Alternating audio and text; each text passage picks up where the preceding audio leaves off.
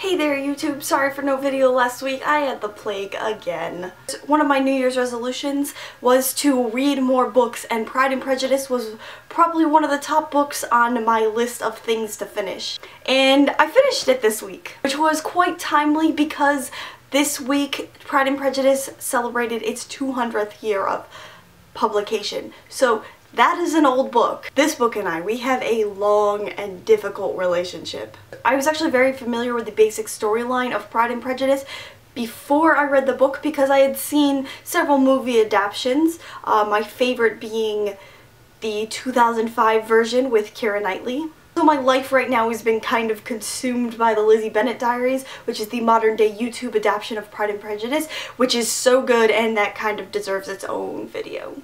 So let's not get into Lizzie Bennet Diaries because I have way too many feels. I love the story and idea of Pride and Prejudice. I love the will they, won't they issue. I love the stoic Mr. Darcy, and I just love romance and things like that in general. So Pride and Prejudice seemed like the perfect book for me. But this book has taken me forever to read.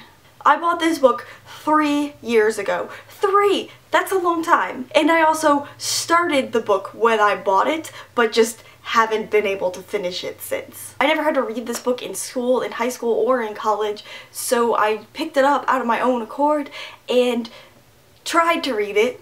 I tried really hard for a very long time, but it just kept on putting me to sleep, which is one of the problems. But lately I decided to just try and power through it, which was not a very good idea.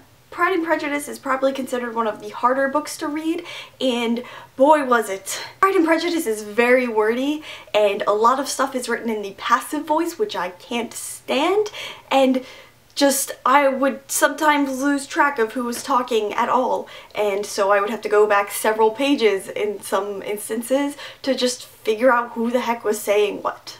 Maybe because I've seen movies and other adaptations of this story that getting through the book was really difficult for me. Because I knew the basic story and I knew things were going to happen. It just took a very long time for those things to happen in the book, and the pace was just not my cup of tea. There's a lot of sitting and talking and a lot of things being very agreeable, and I found myself thinking, just get on with it!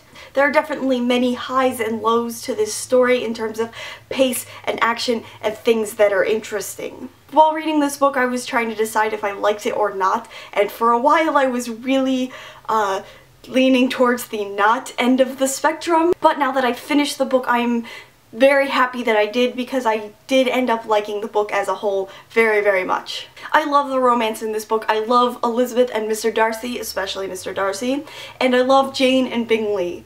But what I love about this book, and what isn't shown in a lot of the movies, is that it's about more than just romance. Elizabeth and Darcy both change in order to become better people, and so that they can love each other better. Not only does Elizabeth learn that she shouldn't base her opinions on a person solely based on first impressions and the opinion of just one person, but Mr. Darcy grows too. He learns that he should open up to other people and to admit that he is wrong sometimes.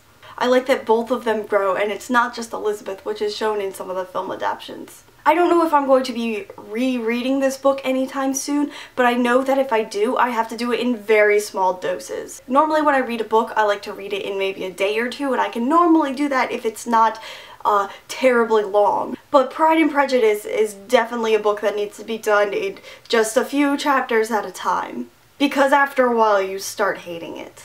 Or at least I did. That might not be true for some people, but definitely for me it is. Pride and Prejudice has definitely earned a spot on my books that I really like shelf, so that is a good thing. I'd have to say that I'm proud that I was able to finish this book and that I didn't let my prejudices against it stop me from reading it. That is all I've got to say today. Till next time, mata ne!